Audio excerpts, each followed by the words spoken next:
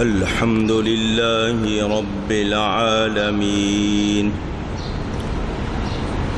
والعاقبة للمتقين والصلاة والسلام على رسوله سيد المرسلين رحمة للعالمين شفيع المذنبين سيد الأولين والآخرين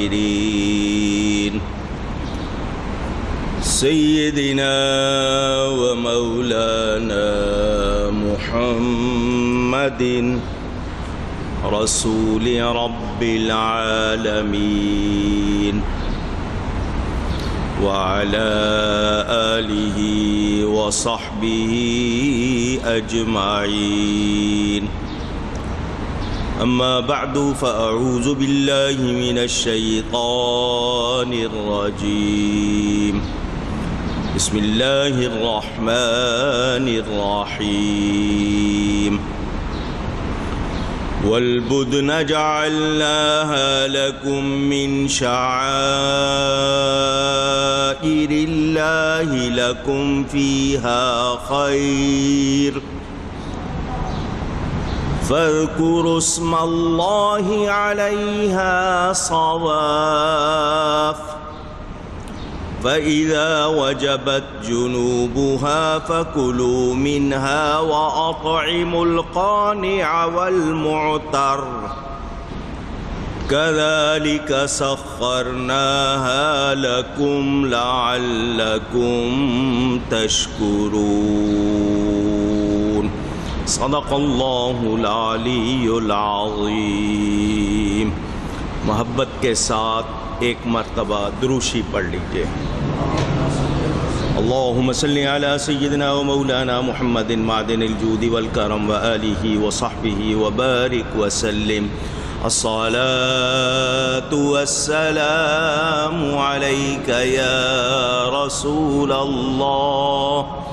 الصلاة والسلام علیک یا حبیب اللہ.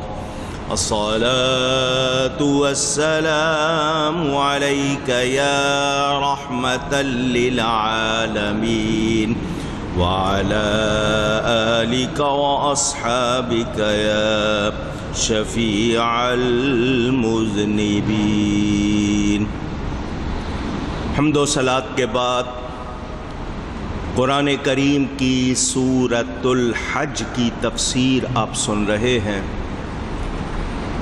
آپ کو معلوم ہے میرے والد گرامی رحمت اللہ تعالی علیہ نے کراچی آ کر جمعے میں تفسیر کا بیان شروع کیا تھا. سورہ فاتحہ سے انہوں نے آغاز کیا اور 9 پارے 27 برس میں بیان کیے.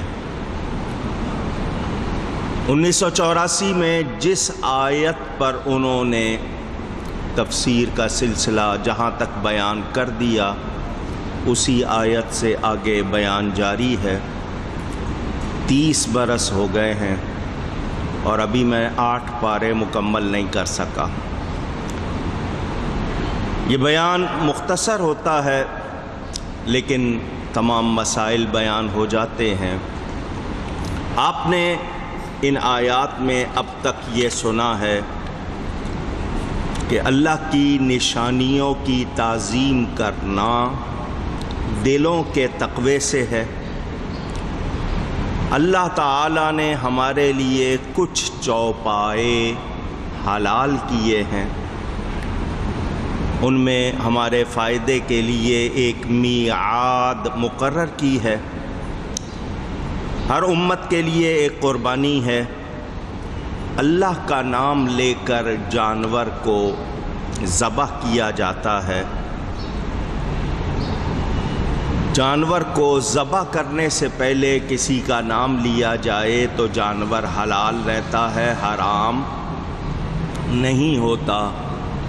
آپ بھی کہہ دیتے ہیں یہ میری گائے ہے، یہ تمہاری گائے ہے، یہ تمہارا بکرا ہے، لیکن ذبح کرتے وقت اللہ کے سوا کسی کا نام لیا جائے تو وہ جانور حرام ہوتا ہے۔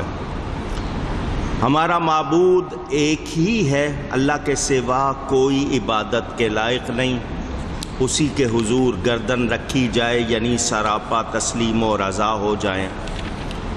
اور اللہ تعالیٰ اپنے حبیب سے فرماتا ہے خوشخبری سنا دو ان کو جو عاجزی کرتے ہیں، اکڑ کرنے والے کسی خیر کے مستحق نہیں ہوتے۔ ایمان والوں کی نشانی بیان کی گئی کہ جب اللہ کا ذکر ہوتا ہے ان کے دل ڈرتے ہیں، اور اگر ان پر کوئی افتاد آ پڑے تو وہ اس کے سہنے والے ہیں، شکایت نہیں کرتے، صبر کرتے ہیں، نماز قائم رکھتے ہیں اور اللہ کے دیے میں سے خرچ کرتے ہیں۔ یہ جو ہم صدقہ کرتے ہیں کہ ہم سے بلا ٹلے، کیونکہ یہ اللہ کے غضب کو صدقہ ٹھنڈا کرتا ہے، تو جو لوگ چاہتے ہیں کہ ان سے بلائیں دور ہوں، جو چاہتے ہیں بری موت سے بچیں، جو چاہتے ہیں کہ ان کو خیر ملے، تو ان کو اللہ کی راہ میں اللہ کے دیے ہوئے میں سے خرچ کرنا چاہیے، مگر یاد رہے کمائی حلال ہو۔ حرام مال سے صدقہ کرنا ایسا ہی ہے جیسے ناپاک کپڑے کو پیشاب سے دھو دینا۔ حلال کمائی نہیں ہے تو پھر اس سے صدقے کا کوئی فائدہ نہیں ہے، بھلے وہ کروڑوں میں ہو۔ ہاں، کسی کے پاس اگر ناجائز کمائی ہے تو بغیر ثواب کی نیت کے وہ غریبوں کو دے دے۔ کوئی بھی کمائی ایسی جو جائز نہیں ہے اور اس کے پاس ہے تو بغیر ثواب کی نیت کے وہ غریبوں کو دے دے، تاکہ اس کا وبال اس پر نہ ہو۔ حرام کمائی، ناجائز کمائی کو ثواب کی نیت سے نہیں دے سکتا۔ اگر نہیں دے گا تو ایک تو حرام کمائی، دوسرا اس کا وبال، وہ بہت گناہگار ہوگا۔ فرمایا قربانی کے ڈیل دار جانور، اچھے خوبصورت صحت مند جانور، اونٹ، گائے، بکری، بھیڑ، حلال جانور 8 ہیں جن کی قربانی ہوتی ہے۔ بھیڑ نر مادہ، دمبا بھیڑ کہتے ہیں، بکری بکرا نر مادہ، گائے بیل نر مادہ، اونٹ نر مادہ، یہ 8 جانور حلال کیے اللہ نے ہمارے لیے۔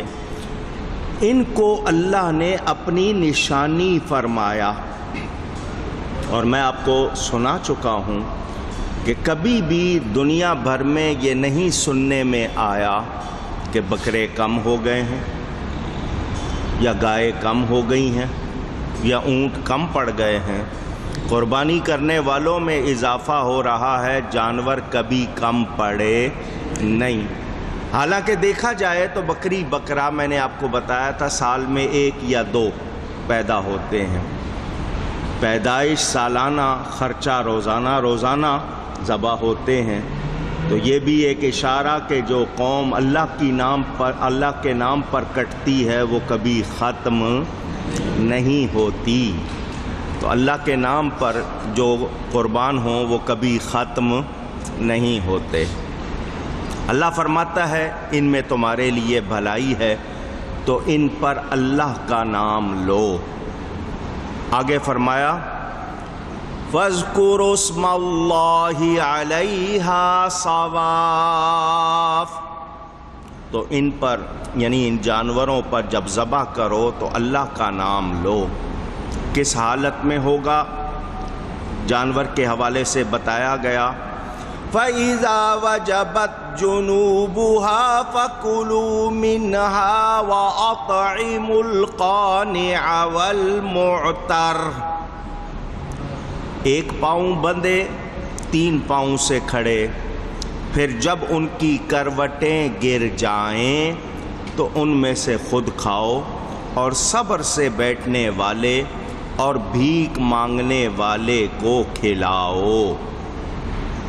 اونٹ کو جب نحر کیا جاتا ہے، ذبح کیا جاتا ہے، تو اس کا ایک پاؤں ران سے باندھ دیتے ہیں، 3 پاؤں پر وہ کھڑا رہتا ہے۔ یہ اس کی کیفیت بھی بیان کر دی گئی ہماری آسانی کے لیے۔ گردن لمبائی میں اس کی کاٹی جاتی ہے، چیری جاتی ہے، اس کو نحر کرنا کہتے ہیں۔ كَذَلِكَ سَخَّرْنَاهَا لَكُمْ لَعَلَّكُمْ تَشْكُرُونَ۔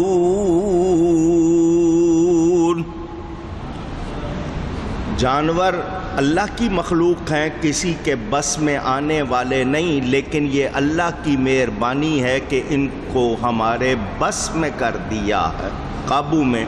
اللہ فرماتا ہے ہم نے یوں ہی ان کو تمہارے بس میں کر دیا ہے، دے دیا ہے۔ 2-3 باتیں یہاں سن لیں۔ قربانی کرنے والے، چونکہ آیت آئی ہوئی ہے اس لیے آپ کو یہاں، ویسے تو آپ قربانی کے موقع پر مسائل سن لیتے ہیں۔ 2-3 باتیں۔ قربانی کرنے والا خوش دلی سے قربانی کرے، اور یہ یاد رکھے کہ اللہ نے توفیق دی ہے، اس کا کرم ہے کہ میں اس قابل ہوں کہ میں مانگوں نہیں بلکہ اللہ کی راہ میں دوں۔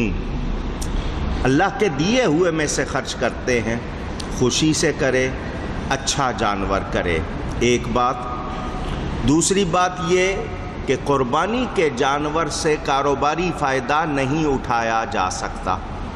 مثلا آپ نے لیا ہوا ہے تو سال بھر چلو میں 6 مہینے اس پر سامان لا دوں یا اس کا دودھ بیچوں، ایسا نہیں ہو سکتا۔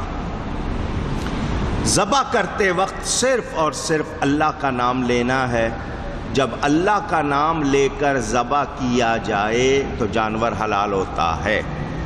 یہ مسئلہ پھر سن لیں، بار بار سنا رہا ہوں۔ کچھ لوگ یہ کہتے ہیں کہ تم نے کہہ دیا یہ غوث پاک کی گائے ہے، یہ شیخ صدو کا بکرا ہے، تو یہ حرام ہو گیا۔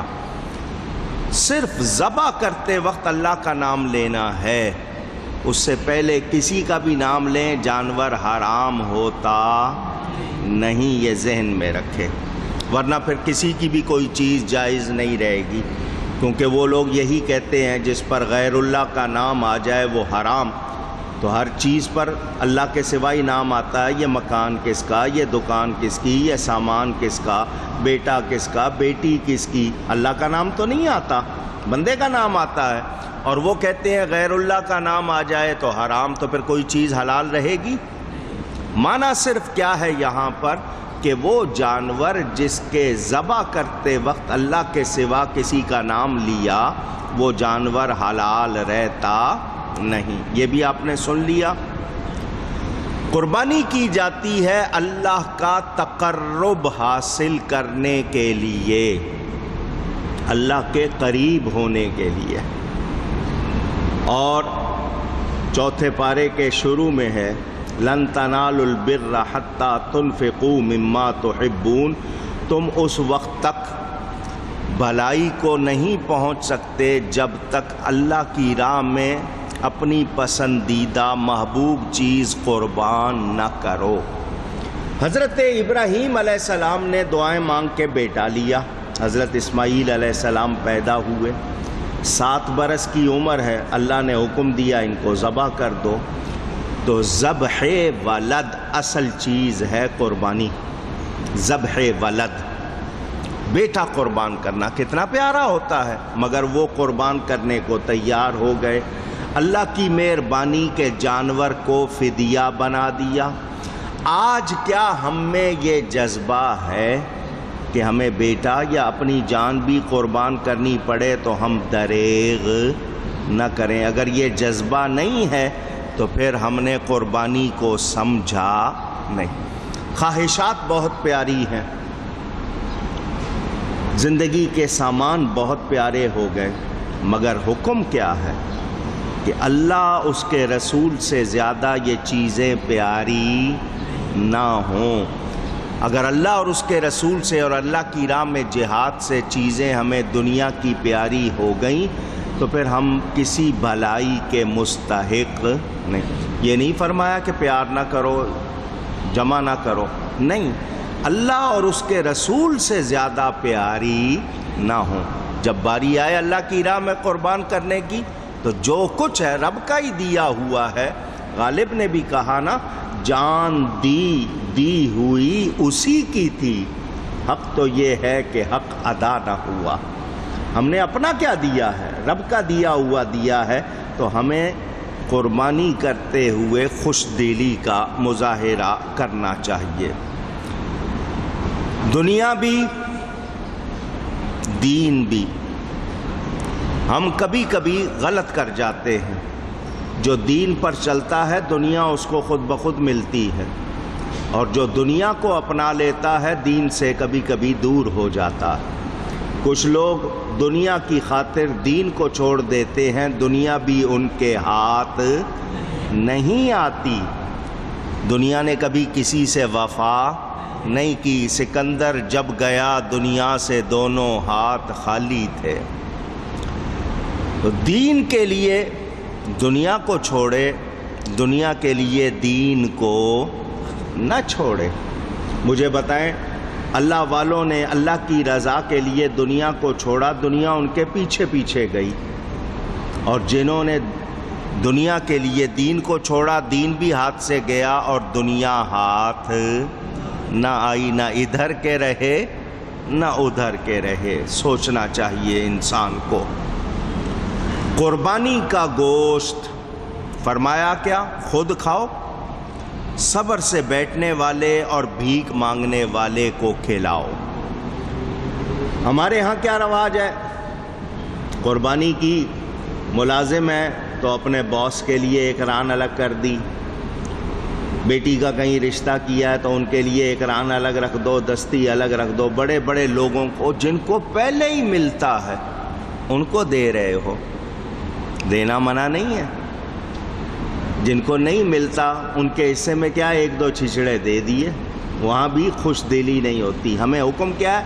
3 حصے کریں، ایک حصہ گھر کے لیے رکھ لے، ایک رشتہ داروں کے لیے، دوستوں کے لیے، اور ایک اللہ کی راہ میں مانگنے والوں کو دیں، ان کو کھلائیں تاکہ ان سے دعائیں ملیں۔ اتنی دعائیں کوئی عزیز نہیں دے گا جتنی وہ دیتے ہیں۔ ان کو ایک پیسہ دیتے ہو لیکن دعائیں کتنی سنتے ہو، اللہ کس کی قبول کر لے کیا معلوم۔ تو کوشش کرنی چاہیے۔ اور یہ گوشت قربانی کا بڑا پیارا، میرے نبی پاک صلی اللہ علیہ وسلم بہت شوق سے کھاتے تھے کہ یہ جانور اللہ کے نام پر قربان ہوا ہے۔ ذبح کرتے وقت اللہ کا نام تو روز لیتے ہیں، مگر وہ قربان ہی اللہ کے لیے ہوتا ہے، اور آپ جانتے ہیں اس کے ذائقے میں اور برکت میں بڑا فرق ہے۔ فرمایا ان کو تمہارے بس میں کر دیا۔ یہ تمہارے بس میں آنے والے نہیں تھے، یہ اللہ کی مہربانی ہے کہ اس نے تمہارے بس میں کر دیا۔ یہ جانور بہت قوت والے ہونے کے باوجود سدھا لیتے ہو، تمہارے کہنے پہ چلتے ہیں، سیدھے ہاتھ کو جانا ہے، تم نے اشارہ سکھا دیا وہ چلتے ہیں، بائیں ہاتھ کو جانا ہے، تمہارے اشاروں پر چلتے ہیں، تمہارا مقابلہ بھی کرتے نہیں، تمہارا کہنا مانتے ہیں۔ تو یہ کس نے بس میں کیا ہے؟ اونچی گئی ہے۔ اب یہاں ایک مسئلہ سمجھیے، وہ جانور ہے، ہم انسان ہیں، اس کو ہم سدھا لیتے ہیں۔ جب اس کو سدھا لیتے ہیں وہ ہمارا کہنا مانتا ہے یا نہیں؟ پوچھ رہا ہوں۔ اس کو پتہ ہے یہ میرا مالک ہے، مجھے کھانے کو بھی دیتا ہے، میرا خیال بھی رکھتا ہے، وہ ہمارا کہنا مانتا ہے۔ ہم اپنے رب کا کہنا کیوں نہیں مانتے؟ کبھی ہم نے سوچا؟ اللہ کو سب ایک مانتے ہیں مگر اللہ کی ایک نہیں مانتے۔ اللہ کو تو ایک مانتے ہیں مگر اللہ کی ایک نہیں مانتے۔ اپنے من کی بات کرنی ہے، دل کی بات، میرا جی یوں کرتا ہے، تو جس رب نے سب کچھ دیا، آپ کہیں ملازم ہو جاتے ہیں، وہاں ٹائم ہے، وہاں وردی ہے، یونیفارم ہے، پابندیاں ہیں، قبول ہے، 4 پیسے ملتے ہیں۔ وہ جو محنت کر رہے ہو پورے جسم سے، دماغ سے، عقل سے، ہاتھ سے، وہ کس نے دیا ہے؟ اللہ تعالیٰ نے۔ اس کا کہنا کیوں نہیں مانتے؟ کبھی سوچیں، غور کریں۔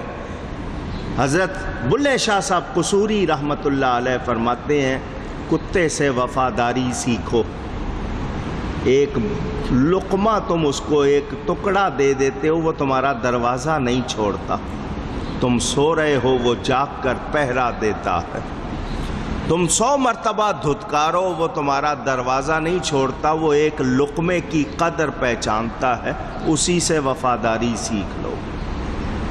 مگر ہم انسان ہو کر بے پرواہ بنتے ہیں۔ ہمیں شاید یہ خیال ہے کہ سب کچھ ہماری قوت بازو ہے۔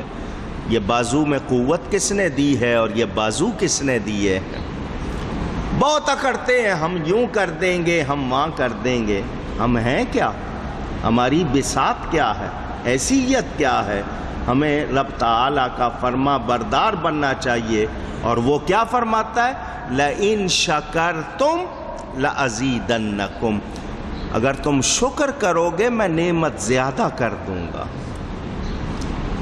نعمتوں میں اضافہ کب ہوتا ہے؟ شکایتوں سے نہیں ہوتا، شکر سے ہوتا۔ جنہوں نے شکر کیا، اللہ نے ان کو کتنا نوازا ہے، اور جو شکایت کرتے ہیں ان کے ہاتھ کچھ آتا نہیں۔ ایک بزرگ تھے، ان کے پاس چپل نہیں تھی، پہننے کو جوتا نہیں تھا۔ نماز پڑھے مسجد میں اور اللہ کی بارگاہ میں عرض کی، یا اللہ تو نے سب کچھ دیا، ایک جوتا بھی دے دیتا۔ یہ کہہ کے مسجد سے باہر نکلے تو سامنے ایک شخص آ رہا تھا جس کے پاؤں مڑے ہوئے تھے۔ فوراً توبہ کی، فوراً توبہ کی، یا اللہ میں معافی چاہتا ہوں، تو نے اگر مجھے جوتا نہیں دیا، پاؤں تو سیدھے دیے ہیں۔ تو دوسروں کو دیکھ کر عبرت پکڑنی چاہیے۔